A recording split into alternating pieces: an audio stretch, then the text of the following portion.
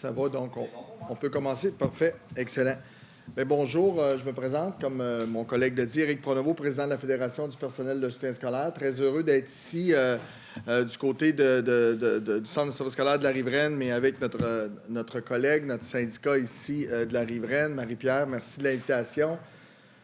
Dans un premier temps, cette tournée-là qui nous a amenés partout au Québec. Hier, nous étions du côté de Saint-Félicien au Saguenay, donc on a fait la Gaspésie la semaine passée. On se promène un peu partout.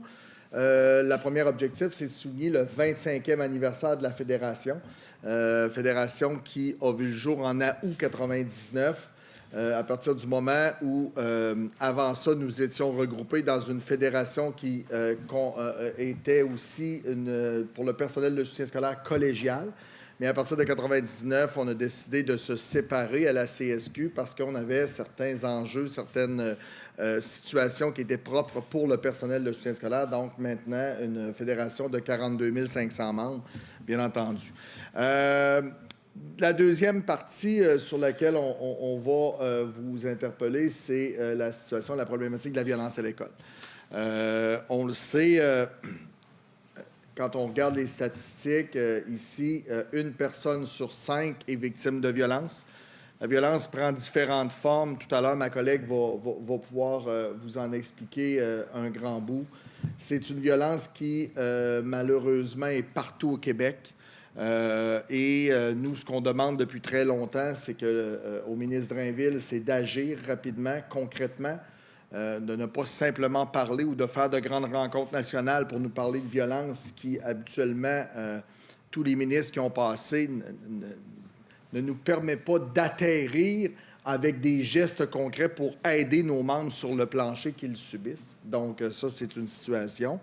Et ma collègue Marie-Pierre va vous dresser le portrait, dans le fond, de la violence à l'école, ici au niveau régional, parce qu'on est ici pour ça, pour vraiment bien comprendre le portrait de la situation ici. Marie-Pierre, à toi. Bonjour, Marie-Pierre Jutra, présidente du syndicat du soutien scolaire de la Riveraine. Donc, effectivement, la violence à l'école est bien présente dans nos milieux également, même si on est un petit milieu qui est considéré le plutôt rural. Selon les rapports, on a quand même, là, comme mon collègue Éric le nommait, une personne sur 5 qui est victime de violence dans nos écoles.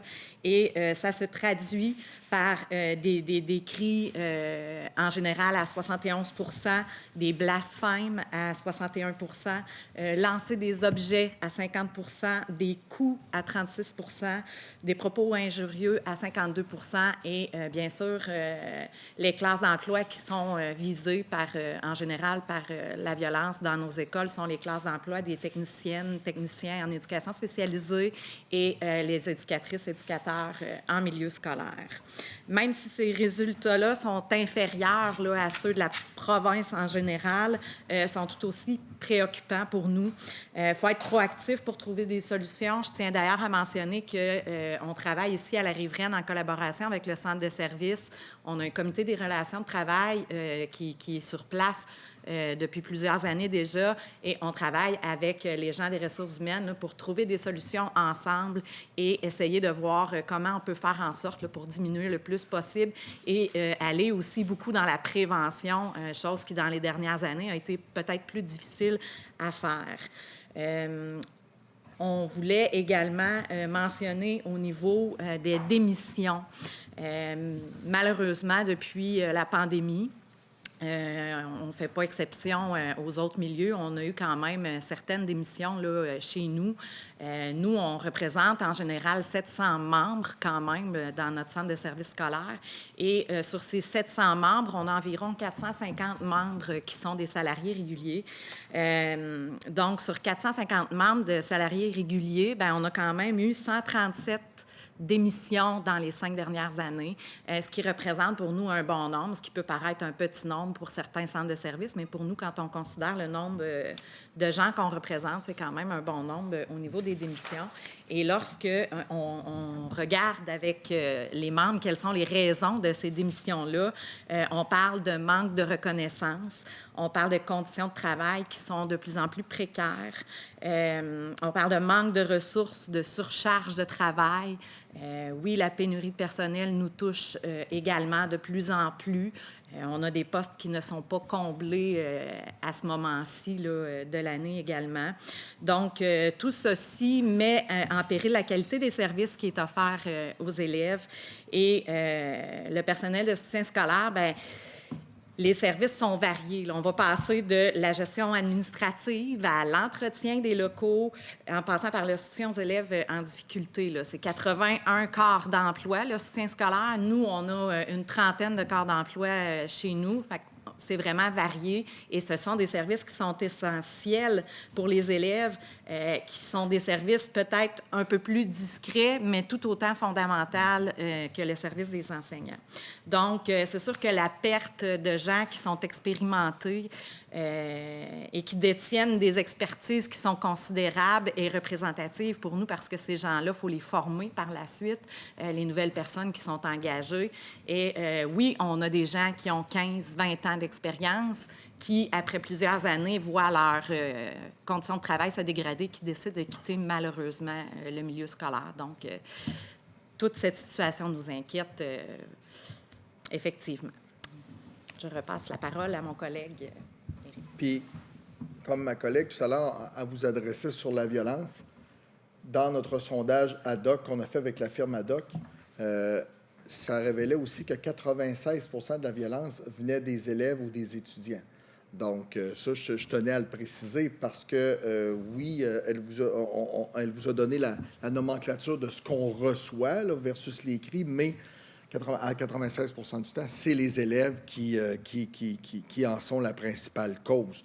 La raison des démissions, la Fédération du personnel de soutien scolaire, en mars dernier, a fait aussi un autre sondage où, en 5 ans, il y a eu 37 000 démissions dans le personnel de soutien scolaire. Donc, vous comprendrez que quand on me parle de pénurie de main-d'œuvre, je comprends, mais il y a aussi une précarité d'emploi qui s'est installée. Il y a des conditions de travail, comme Marie-Pierre l'a dit, qui se sont dégradées, malgré une nouvelle convention collective où on a fait certains gains, mais vous comprendrez que nous faisions face à un gouvernement qui ne voulait pas négocier non plus complètement. Et nous, de la façon dont on fonctionne, c'est très rigoureux. C'est qu'on rencontre les membres, on rencontre nos syndicats affiliés, on va chercher de l'information pertinente qui vivent sur le terrain et nos demandes sont axées sur ça.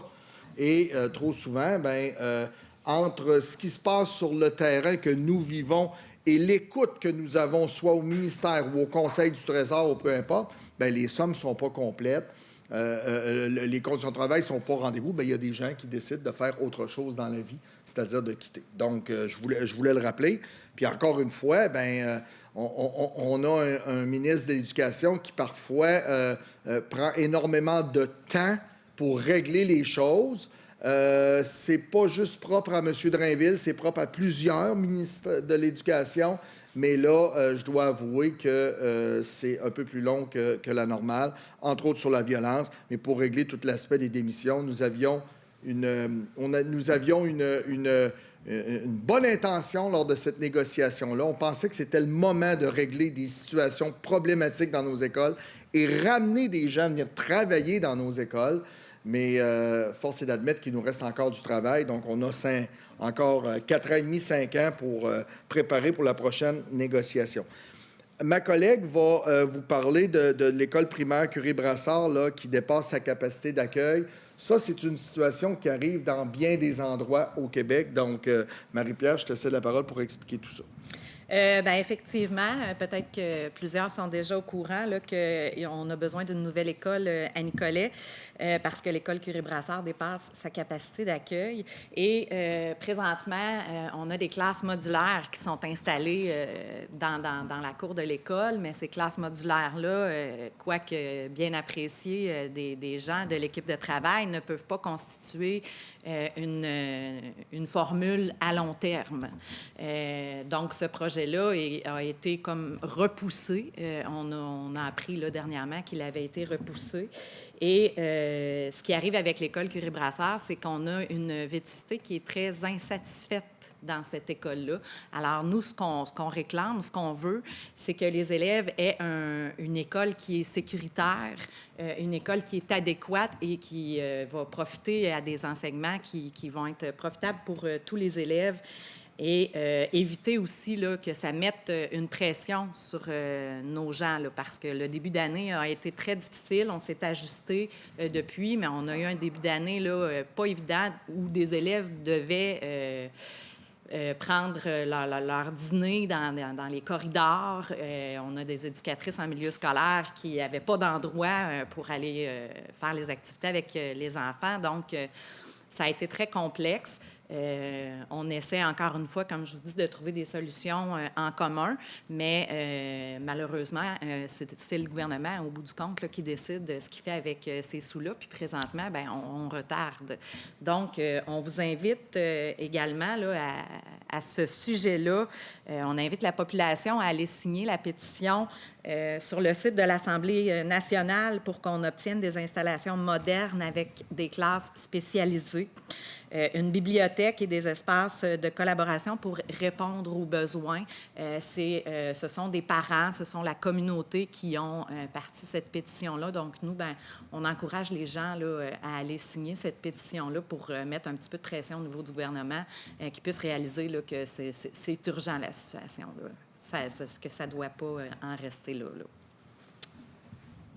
Et j'ajouterais qu'on se rappellera qu'à l'automne, M. Drainville a annoncé la coupe de 400 millions sur l'entretien et sur bâtir de nouvelles écoles, 400 millions de dollars qui ont été retranchés du budget. Donc, ça force des gens de la communauté, ça force des parents, ça force les gens qui travaillent dans le milieu, malheureusement, à vivre une instabilité parce qu'ils doivent s'organiser et trouver des solutions. Puis heureusement, ici, bien, on est dans un endroit où il y a des solutions. On tente de trouver le bon chemin, mais c'est très difficile, l'instabilité. Et dans le réseau de l'éducation, normalement, on ne devrait pas vivre cette instabilité-là. Au contraire, on devrait avoir, oui, des écoles saines et sécuritaires, mais avoir aussi la possibilité de pouvoir s'épanouir comme étudiant puis comme enfant au Québec. Merci.